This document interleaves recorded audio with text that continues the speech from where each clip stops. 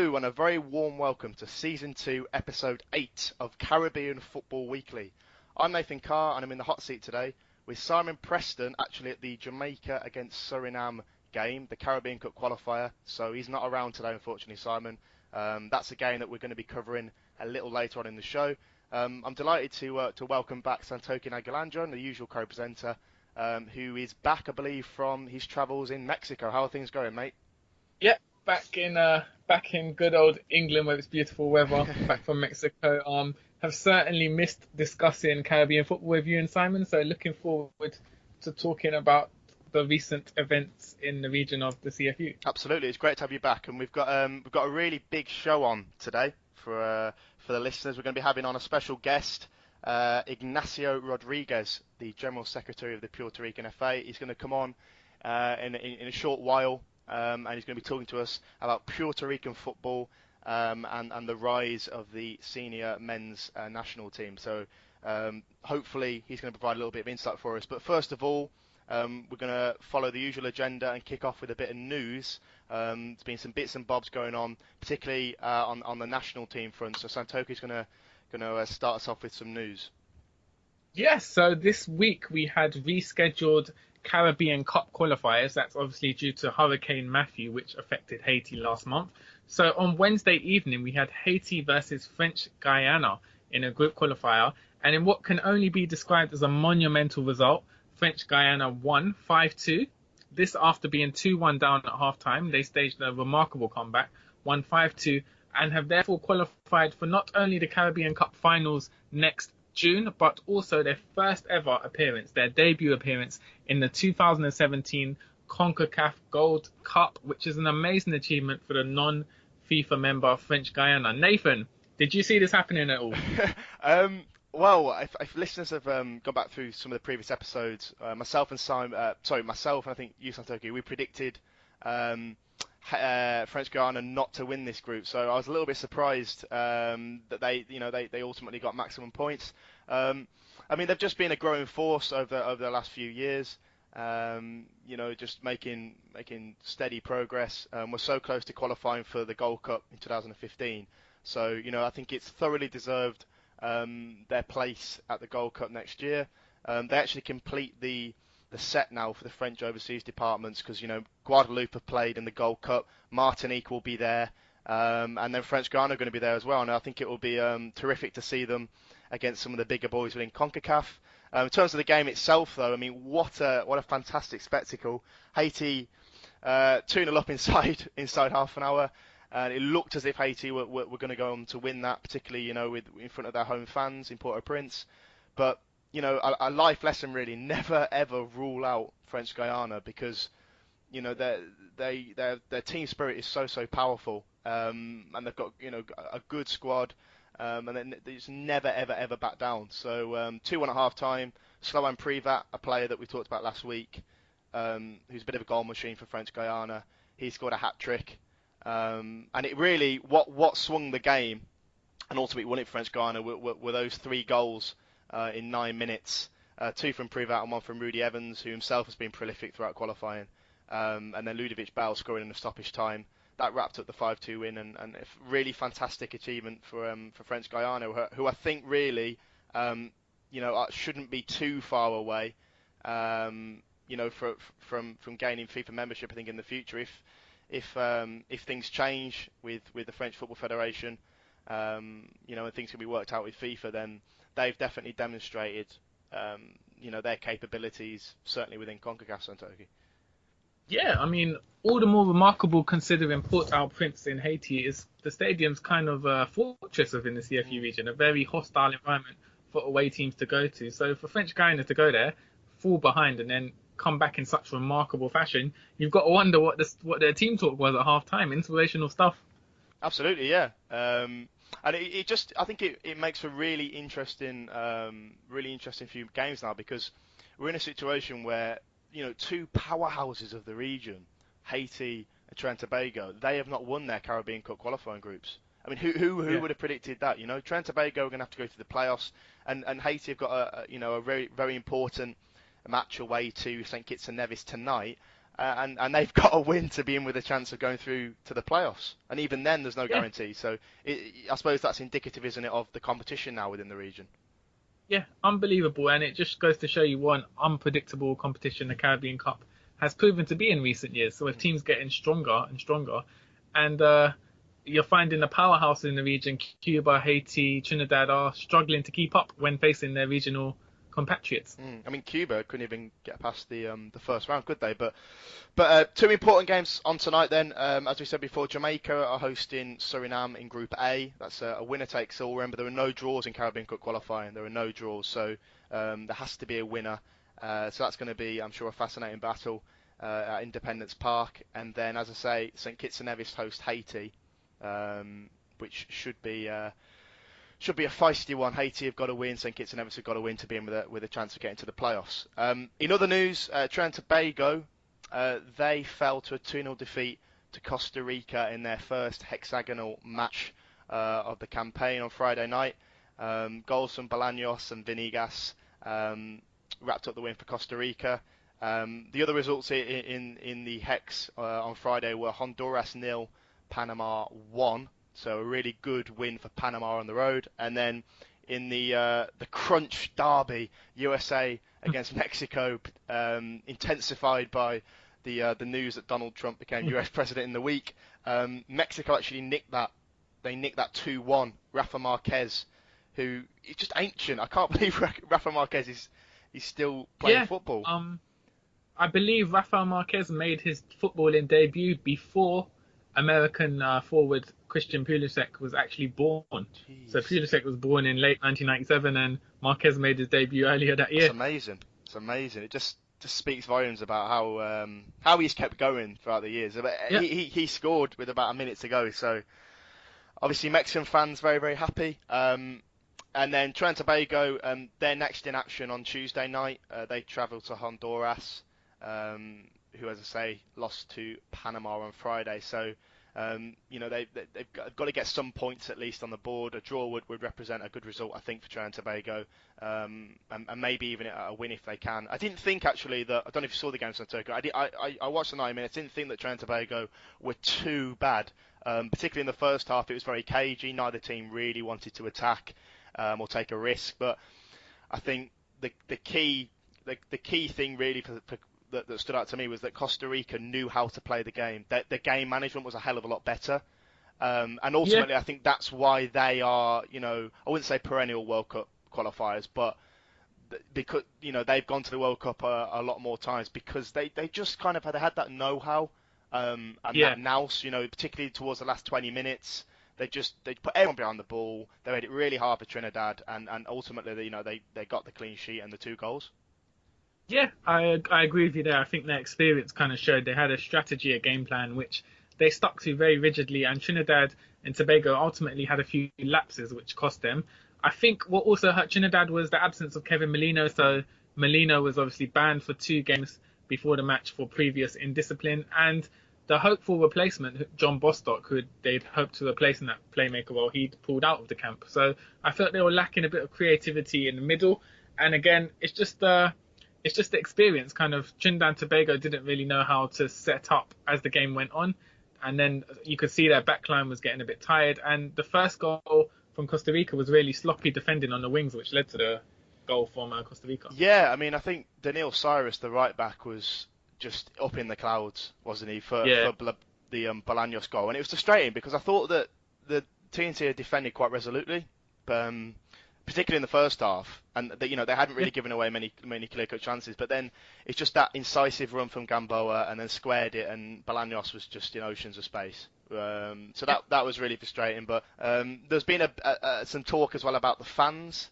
I mean, there was the soca music reverberating around Haiti Club Stadium, and that added a bit to the atmosphere. But you take that soca music away, and I just think it's a cultural thing maybe. The Trinbagonian fans just seem to be quite passive and not really making it a hostile, intimidating place to go to, which perhaps is a cultural thing.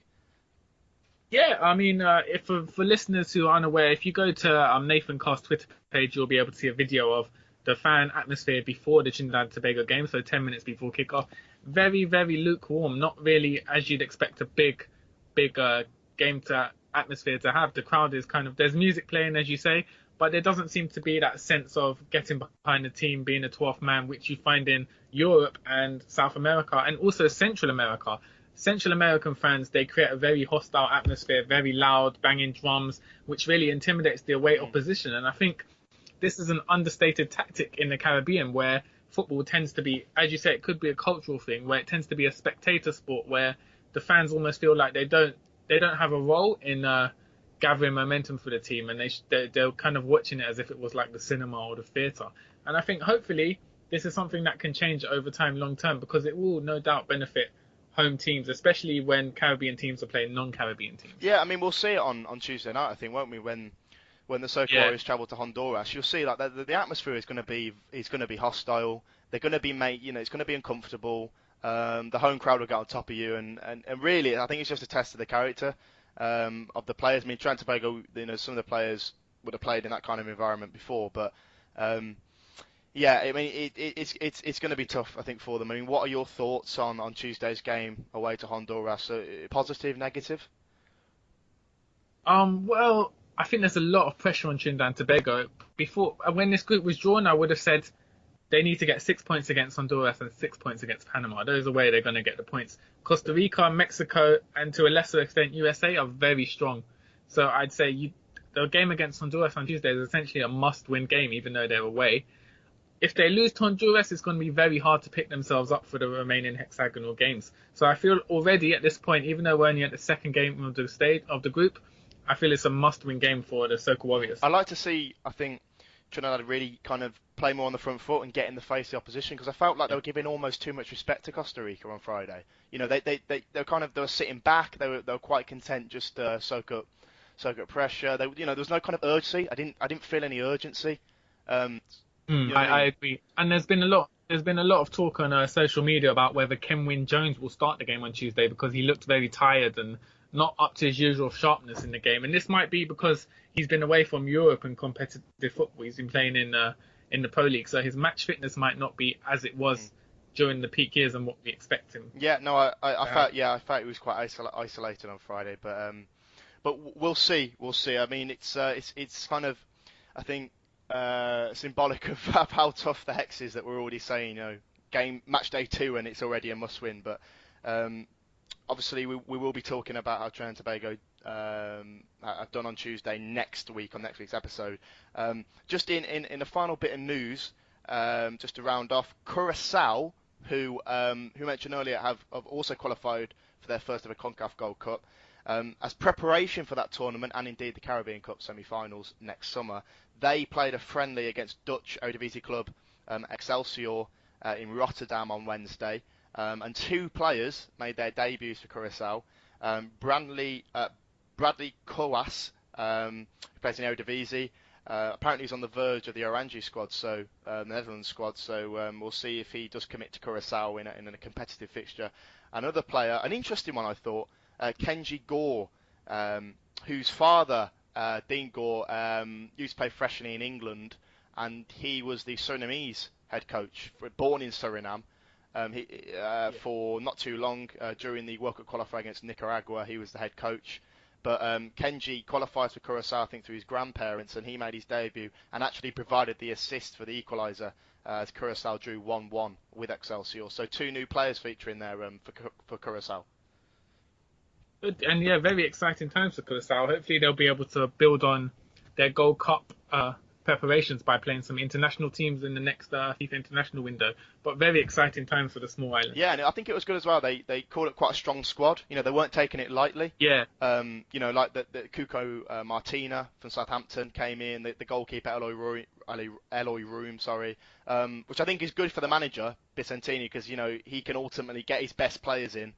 And they can test themselves against decent opposition. I mean, Excelsior are an Eredivisie club. It's not like they're playing, a club from the lower echelons.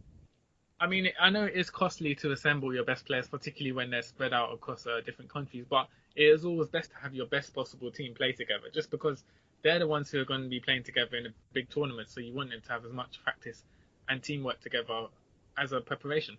Yeah, definitely. And to any listeners that have not seen the the highlights of that 1-1 draw. They're online. They're on Twitter. You can go on Excelsior's Twitter page, and I think they've got some highlights there. So do go and check those out if you have missed them. Right, I think we are gonna dial up the General Secretary of the Puerto Rican FA, Ignacio Rodriguez, who is our special guest today. We're just going to give him bell now, if that's okay, Santokie. Yep, go for it. Okay. Let's see if Ignacio picks up.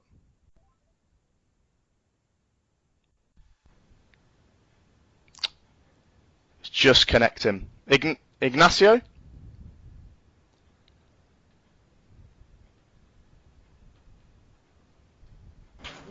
Hello. Hello. Hello, Ignacio. How are you doing? Good afternoon. Thanks, guys, for the time. No problem. No problem. It's really, really good to have you on. Yeah, I really appreciate it. A lot of exciting stuff happening in the Caribbean, and really looking forward to giving feedback. Yeah, so Santokie, you wanted to kick things off with a question for Ignacio. Yeah, Ignacio, great to have you on the show. I just had an opening question. So could you explain your role as General Secretary of the Puerto Rico Football Federation? So what does it involve, and what are your duties? Wow, I wish you guys would have picked an easier question. You know, I think that my role, right, is just to be involved in all platforms of football, whether it be youth soccer, senior side, male or female, or the domestic leagues. You know, you kind of find yourself wearing a lot of different hats. And I think a lot of it has to do with prioritizing the necessities within the FA. Right now, I think we're in a very interesting place. Puerto Rico right now has over 100 youth clubs registered within the federation. Wow. We have a very strong female soccer presence. We're trying to get our professional league up and running. So I think, you know, we have to wear a lot of different hats, and I think we kind of suit to whatever the necessities may be. But I'm proud. I'm proud of the work that we've done over the last year. I'm proud to be working with my president, Eric Labrador. And, you know, sometimes we have to do some laundry just to get it done, or sit at a VIP table. We'll do whatever it takes to kind of make sure that we keep the sport growing and keep it growing in the right way. I mean, Ignacio, a lot of listeners listening to this will kind of associate Puerto Rico with mainly kind of baseball, boxing as the predominant sports in Puerto Rico. In your opinion, do you think football now is kind of the number one most dominant sport in Puerto Rico, or is it still battling against, you know, the likes of baseball, the likes of boxing? Like I said, I think it has a lot of momentum, right? A lot of youth playing soccer. I think the digital world that we live in has a lot to do with it.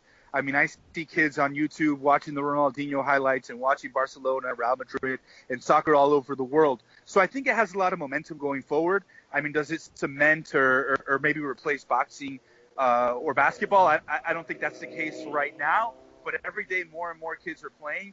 More kids are having opportunities, whether it's to play in Europe, in youth academies, or to play in colleges in the United States. So I think it keeps growing, and hopefully we can take that number one spot. I don't think we're quite there yet, but I think there's a lot of buzz behind the sport, and I think every day it grows a little bit more, which obviously is great, but also has its challenges as well.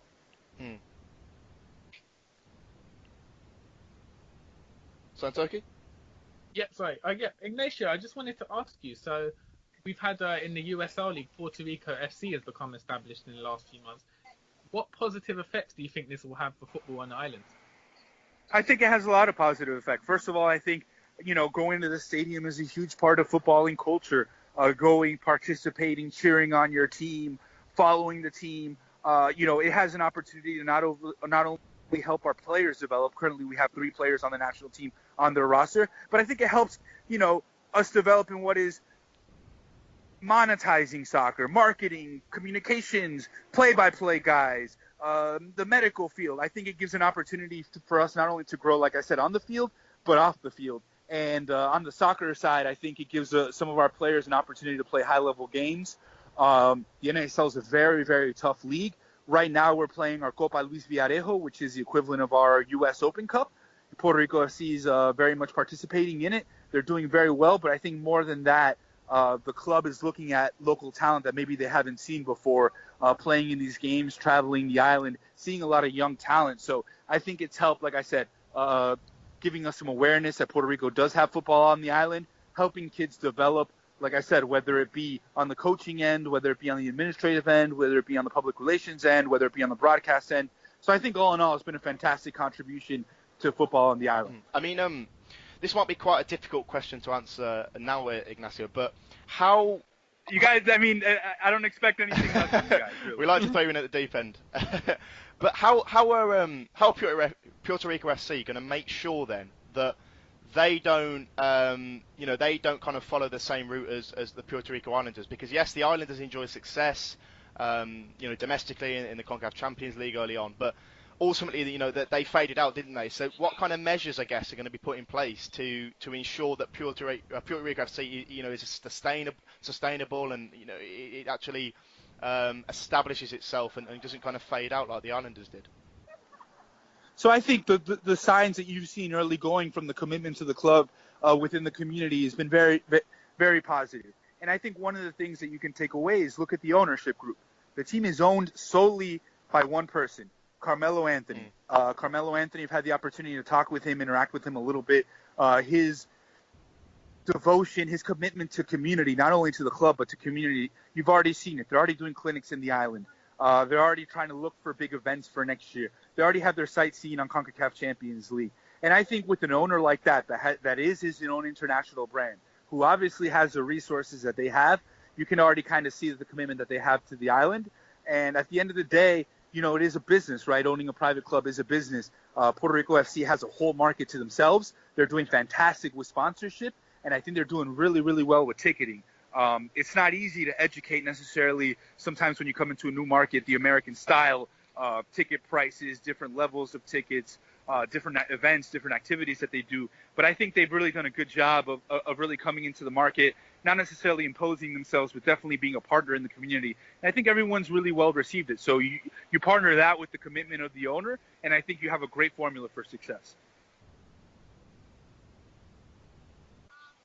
Okay, so looking at the senior national team, a few months ago, Puerto Rico played India, which is very, very interesting because Caribbean teams often don't play friendlies against non-Caribbean teams. So I'd be interested to know, how did this game come together, and will you be looking for the senior team to play countries from outside the Caribbean in the near future again?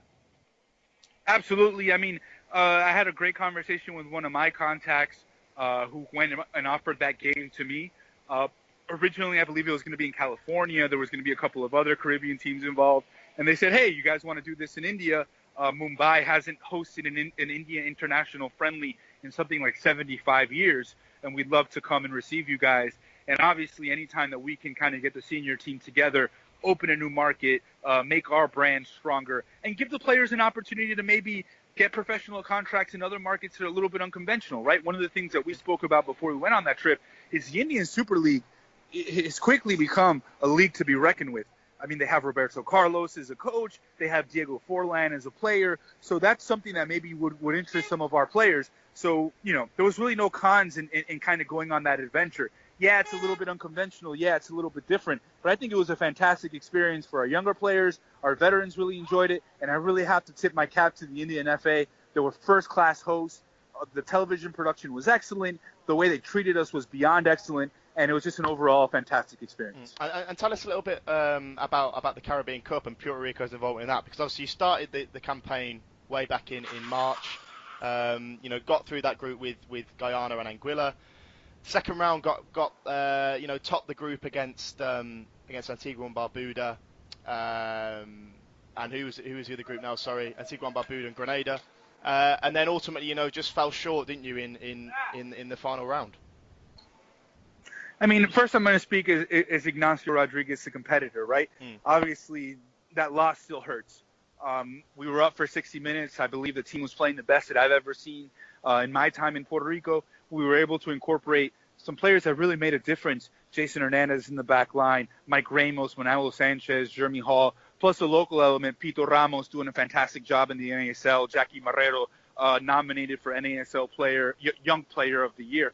So, you kind of look back and you see all those kind of positives, but at the end of the day, we couldn't get the results that we wanted. Curacao was a very good team. Curacao technically very well, put it away when it had to. But when you take a step back and kind of look at the big picture, you realize all the strides that we made, right? We went over an obstacle that we hadn't had, making it into that final group. We've incorporated players who play at the highest level, and not only what they did on the pitch, but what they did off the pitch, right? Somebody like Jason Hernandez, who spent a decade plus in MLS, really kind of teaching these guys how to be a professional, really teaching them, hey, you got to take care of your body, what the mindset's looking like, giving them tips on the pitch. I think all that stuff will help us develop, and I think it'll make us stronger for the future. And, I listen to you guys' podcasts fairly often, and I know maybe the perception in Puerto Rico before was, hey, this is going to be an easy match. But I think over the last couple of years, we've proven, not only on the male side, but on the female side, that we've taken some huge strides, and we can be a force to be reckoned with. So when you look at it from that aspect, yeah, we're very happy with the adventure. The journey was beyond incredible. You take a look at our roster, and you kind of realize how young it is. And, hey, we didn't just play India. We just didn't play Caribbean Cup. We played the United States national team in the summer, and in December we played against NYCFC. So I think giving those guys an opportunity to say, hey, I can hang with some of the best players in the world, and giving them the most important minutes, I think will only make us stronger. And I know the guys are dying to get back on the pitch and show what they've learned and what they've gained. But, it was a tough night. It was a tough loss. It really stung for the front office and it stung for the players. But at the end of the day, that's really a good thing because it means that it means something to the players. It means something to the front office. It means something to the fans. So I think we'll come back stronger. We'll bounce back, but definitely some massive strides during the Caribbean Cup. And just a little follow-up on that, Ignacio. How do you think Curaçao are going to do next summer at the Gold Cup? Obviously, their first ever appearance. I don't know. They're a fantastic team, really well coached. Tip my hat not only to the players, but the FA. Absolutely first-class opponents. Were very humble. Sometimes it's not the easiest when you're a visitor and you win on visiting soil, but they were first-class all the way, and I mean, technically very well. I think the majority of their team plays in Europe, including someone in Aston Villa, so I think it could go really well for them. But I think the underlining theme beyond that is, sometimes people look at CONCACAF and they think CFU is kind of a doormat and it's an easy qualifier and whatnot. But teams have gotten a lot better over the last couple of years, whether it's bringing players from overseas or exporting local players to Europe. But the level has gotten significantly higher. And that's something that, hey, you try to get better, but everybody around you gets better as well. And I think that makes us stronger as a union. But I think that's something that people can't necessarily sleep on because CFU football has really taken huge steps forward on the field in the last couple of years. I don't know if you guys feel the same way. I mean, Dominican Republic cap-tied Mariano Diaz that's playing in Real Madrid, and they have a player playing in Osasuna. We've seen already what Curaçao does, and French Guiana has players playing in the championship. So I think just the level has kind of elevated a little bit, which I think is good for the whole union. Yes, Santokie, would you agree with that? Yeah, we were just saying earlier, the region as a whole, teams, as you say, Ignacio, are recruiting players from overseas, which is strengthening them. I also believe federations are becoming more savvy and professional in regards to how they treat the game. So as a whole, the region is getting a lot stronger within, and CONCACAF giants such as USA and Mexico will have something to worry about in a few years to come. I just think personally, a big reason behind that is the use of the diaspora. You look at all of those nations, really. Puerto Rico, as you're saying, I said that they've used it very well. French Guiana have recruited from France. St Kitts and Nevis have recruited from the UK. Martinique. I mean, look, Martinique have got a very good squad. Julien Faubert used to play for Real Madrid, used to play for West Ham.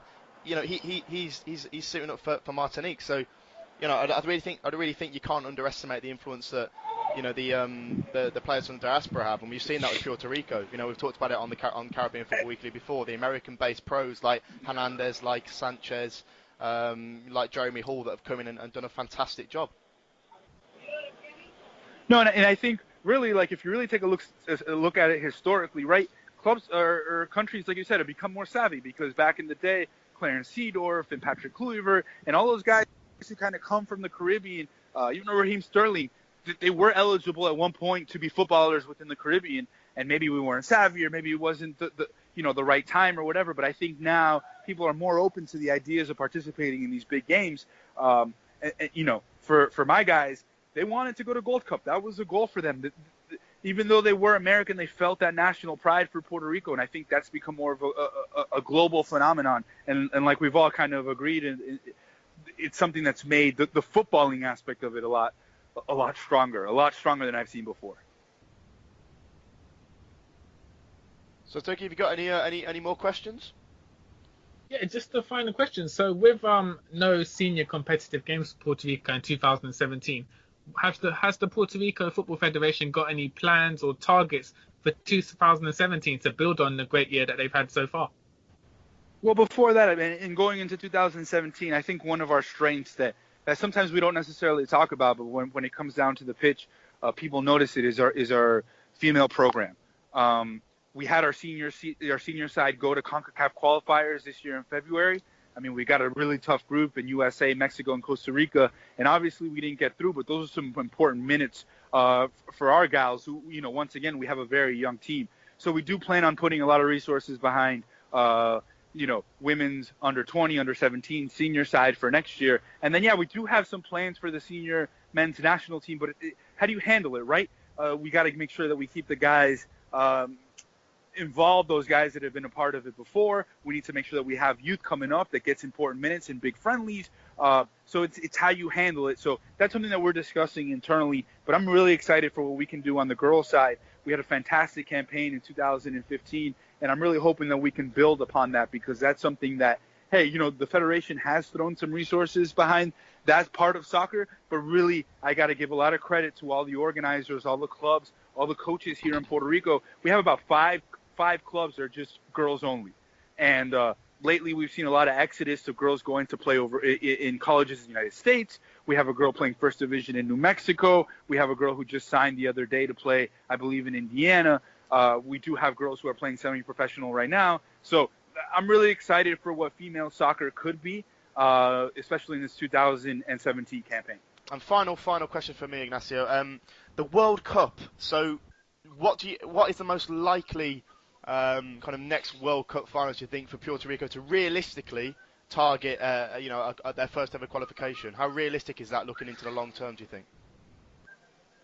Look, I don't really like speculating, because for 6 months I said that we were going to go to the Gold Cup, and I feel like we jinxed us a little bit. So I don't want to be the curse of the bearer of bad news, but I just think that if we keep working hard and we keep implementing the things that we've been implementing, I think it could work out, and we could do something positive, maybe surprise some people. But like I said, I don't really want to jinx it, but I'm very excited for what's coming up through the youth and kind of the work that we've done over the last couple of years, that we're starting to see the fruits of our labors now. But, we're not the only ones working hard in the Caribbean. There's a lot of FAs who are really organized, who are really trying to do things in a different way. And, the competition's tough. Competition is tough. And, if we're not prepared and we don't go about things the right way, I don't know if we'll be able to get over this hump. But I believe we have the talent that we do. I think the FA is doing a fantastic job throwing their resources behind it. And hopefully in the near future, we can make it to a World Cup finals or a Gold Cup or a Caribbean Cup final, whether it be on the male side or the female side. But I'm really excited for our future, and really want to tip my hat to you guys. You guys do a fantastic job covering the sport. Not a lot of people get a lot of information coming out of the Caribbean, but you guys have fantastic sources and really do a good job of looking at the Caribbean as a whole. So I really want to tip my hat to you guys. And one more final thing, and kind of signing off on this, want to thank you guys for putting me on to that show, Pitch. I didn't know about it. Now that I know that it's a Burnberry in the show, because I heard it on you guys' podcast. Me and the lady are watching the show, so a little bit of pop culture in the podcast as well. Brilliant. Listen, Ignacio, thank you very, very much for joining us. Where can we find you on social media, or if anyone wants to get in touch with you? Yeah, so at Football PR, FUTBOL PR is the Federation's Twitter. My Twitter is at Argote Rodriguez, ARGOTE RODRIGUEZ. We're really excited, and like I said, anytime you guys need anything from us here in Puerto Rico, whether it be some guests or some more jerseys, just let me know, and we'll be more than happy to accommodate you guys. Brilliant, top man. Thank you very much for your time, Ignacio. Thank you. Thank you. Thank you guys, and we'll talk soon. All right then. That was Ignacio Rodriguez from the Puerto Rican FA. Santokie, what do you make of that?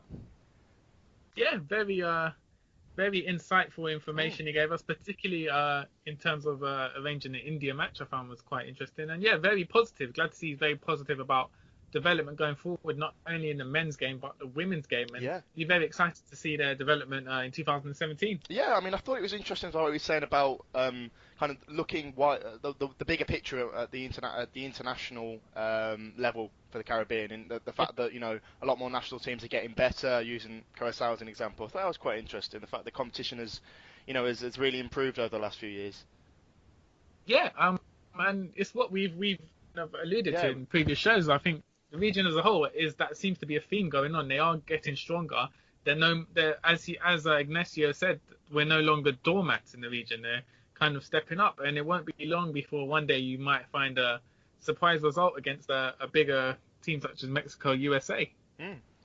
Absolutely, it was a very, very good interview, and it's just a shame. I think that that Puerto Rico weren't able to make it to the Caribbean Cup or the Gold Cup, because it looked as if when they were 2-0 up against Curacao last month, it did look as if they were in pole position. But no, talking of the Caribbean Cup then, just to round off, as I said before, there were two fixtures tonight, Jamaica against Suriname and St. Kitts and Nevis against Haiti. We've done a few predictions before, but Santokie, looking at these these remaining two groups, how do you see these matches playing out, and who's going to clinch that final CONCACAF Gold Cup spot in your opinion? Well, and I mean, I know 2016 has been a crazy year. We've had Brexit, Donald Trump winning the election, but surely Jamaica have to beat Suriname and qualify for the Gold Cup. So I'm going to predict Jamaica to win 2-0 against Suriname. Okay. And Haiti St. Kitts is a very intriguing tie. Both very strong teams. I'd have to go with Haiti. I think Haiti have a bit more quality, but I did say the same thing before their game against French Guiana. So I will go with Haiti, but at this point in time, it wouldn't surprise me if St. Kitts or Suriname were to pick up victories as well. Yeah, that's the beauty of the Caribbean Cup, isn't it? Just how very unpredictable it is. But I mean, my end, I think, I said before, I think Jamaica are gonna win tonight at the office. I really do, by quite a convincing margin. And then I'm sticking to it. I can see St. Kitts and Nevis beating Haiti. I know that's kind of that would be a real shock for Haiti to go 2 games, beaten. But I can see St. Kitts and Nevis, with the progress they've made under Jacques Passy, I can see them winning, which would mean that they would clinch second spot. And I can see the 5th place teams being Trinidad and Tobago, who've already qualified, Antigua and Barbuda, as results would have gone their way, and then St. Kitts and Nevis. And I think that Suriname, unfortunately, will just miss out. That's my personal opinion. And of course, we don't know when the playoff games are going to take place. My hunch is that it will be January next year, probably during non-FIFA dates, which might affect some of the squads that various nations pick.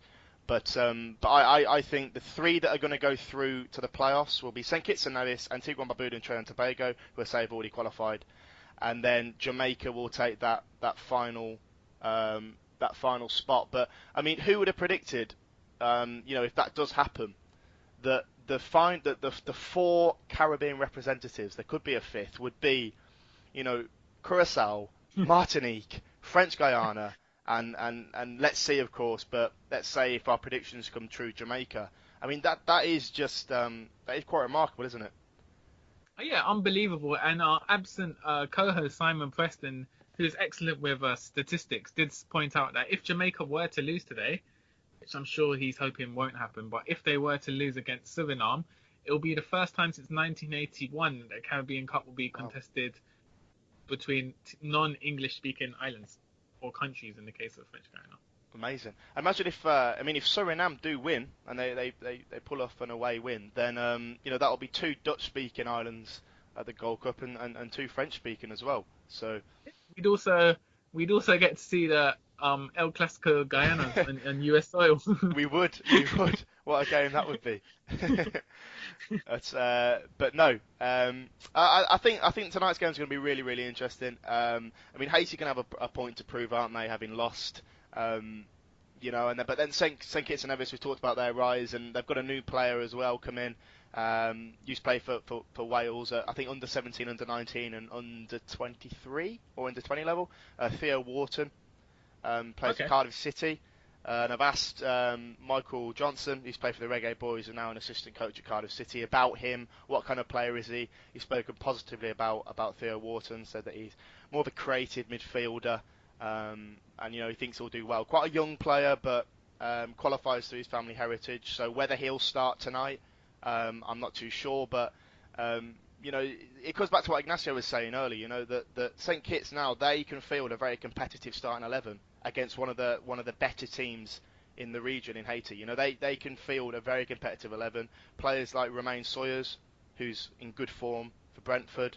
Lois Maynard at the back, I think, is underrated. Plays for Tranmere. Harry Panayuta, I think, should be playing at a higher level than Barrow. No disrespect to Barrow, but he's released from Leicester City, and I really think that St Kitts have the quality to beat Haiti. I really do. Definitely. They certainly do, and Haiti will be definitely low on confidence after losing at home on Wednesday. They've had to travel now to St Kitts, low on confidence, a lot of travel time. Not sure how much preparation they would have had on the St Kitts pitch, so that it wouldn't surprise me if St Kitts were to pick up a victory. On the subject of the Gold Cup, incidentally, I saw an interesting statistic on social media. Apparently, Florent Malouda would be eligible to represent French Guiana from June 2017, which is 5 years after his last France appearance. So Florent Malouda, former Chelsea winger, a great player, was born in French Guiana. So they could bring a surprise at the Gold Cup and play him.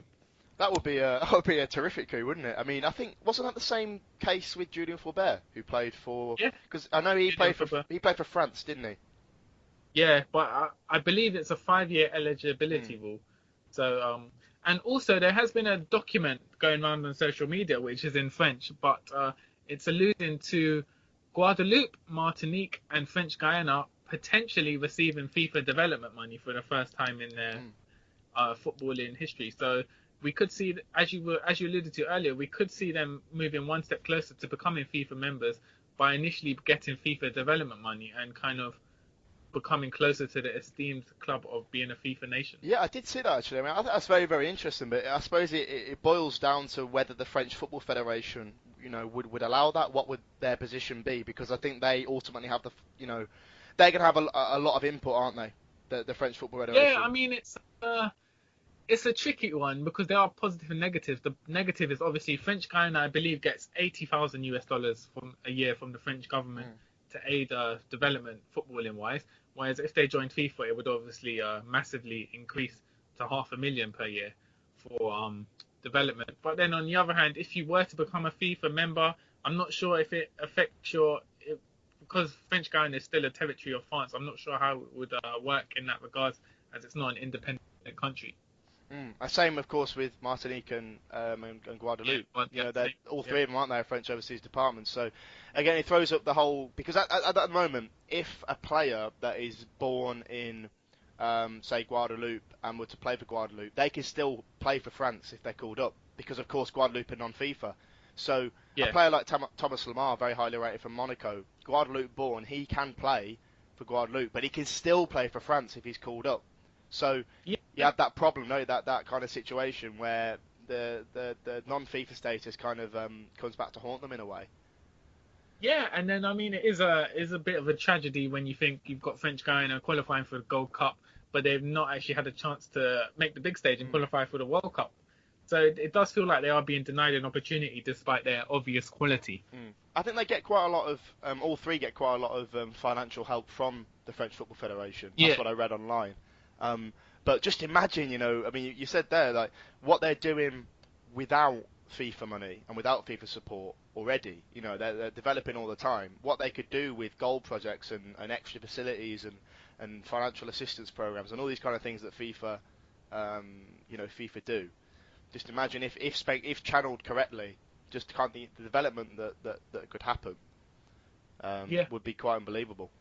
But I suppose for the moment, in French Guiana's case, just getting to the Gold Cup, is a great achievement. And I suppose that the World Cup is a little bit out of their sights at the moment. But no, the Florent Malouda thing, that's very interesting. What a great kind of influence he'd have, with the experience, Champions League winner, Premier League winner as well, is he? Premier League winner, also born in French Guiana. Yeah. On social media in the past, he has been known to kind of mention French Guiana and cheer on anything to do with the country. So he does have a definite connection to the country. So it wouldn't be implausible to see him donning the yellow of French Guiana this summer and representing them in the Gold Cup. Marc-Antoine Fortuné, by the way, is another one. I think he's 35 now, but he's another one that was born in French Guiana, and there was talk of him playing for them in 2014 Caribbean Cup qualifying, but he never actually did in the end. But he used to play for my club, West Brom. I think he might be with Southend. I think he was at Coventry, but he'd be a good addition, I think. Again, because I just think the experience is going to be absolutely crucial for them. It's going to be key. I mean, as you say, it could be seen as unfair that the players who qualify for the tournament, some would miss out for these players, but the experience is priceless of having someone like Florent Malouda, who's played in the Champions League, won Premier League titles. To have someone like him in the dressing room and also on the pitch would be invaluable to the youngsters on the team. Absolutely. So I think that pretty much rounds off today's show then. We talked a little bit about the Caribbean Cup, mentioned the World Cup qualifying, of course, and I had plenty of insight from Ignacio Rodriguez, who I'd like to thank again for coming on and talking to us. So, Turkish, anything that you'd like to say before we say goodbye to our listeners? Where can we find you online and all that jazz? Yeah, you can find me on Twitter at Santokie, so at SAN_TOKI_ for general Caribbean or world football news. Or if you have a question for next week's show, just hit me up on there. Also, before we go, Nathan, you've been nominated for the Football Blog Awards. So Nathan Carr's blog, Home of Caribbean Football, he's been nominated for an awards show. I believe it's next week, is it? It's this Thursday. Yes, it's this Thursday. Great. So, fingers crossed. That's going to be at Old Trafford in Manchester. Was it Best International Blog, was it? Best International. So the Home of Caribbean Football is up against 9 other blogs. And there's public voting and... the public award and then the judges award as well. So I will keep everyone posted, of course, on that. But should be a great event. Really looking forward to it, and going to try and spread the word about Caribbean football as much as possible, because I think a lot of people still don't know too much about Caribbean football's existence and all the positives that come with it. So hopefully I'll be able to use the event as a way of getting the word out there. But great. And where can we find you on social media? Yeah, so on Twitter at Caribbean Football abbreviated to FTBL. My website is www.thehomeofcaribbeanfootball.com. We'll be actually updating the Caribbean Cup final round qualifying coverage. That was a little bit disrupted due to Hurricane Matthew, which of course disrupted a lot of the region last month. But Santokie wrote superbly on Guyana. And then Simon, who, as I say, is not with us today, he's going to send in his write-up for Jamaica, so that'll be updated. There'll be stuff on French Guiana, there'll be stuff on St Kitts and Nevis, Haiti. So do go and check that out on my website. And of course, Caribbean Football Weekly, you can find it on SoundCloud. So that's our main hosting service. Quite a few episodes up there now. I think we're nearing the end of season 2. So we are on SoundCloud, and of course we are on iTunes as well. So if you'd like to subscribe and get all the episodes just downloaded to your Apple device, then please do just search us on iTunes, and hopefully this episode will be out sometime this week. So thank you very much for listening, everyone. Until next time, we'll hopefully have the 3-man attack back. It's goodbye from me, and it's goodbye from Santokie. Take care, guys.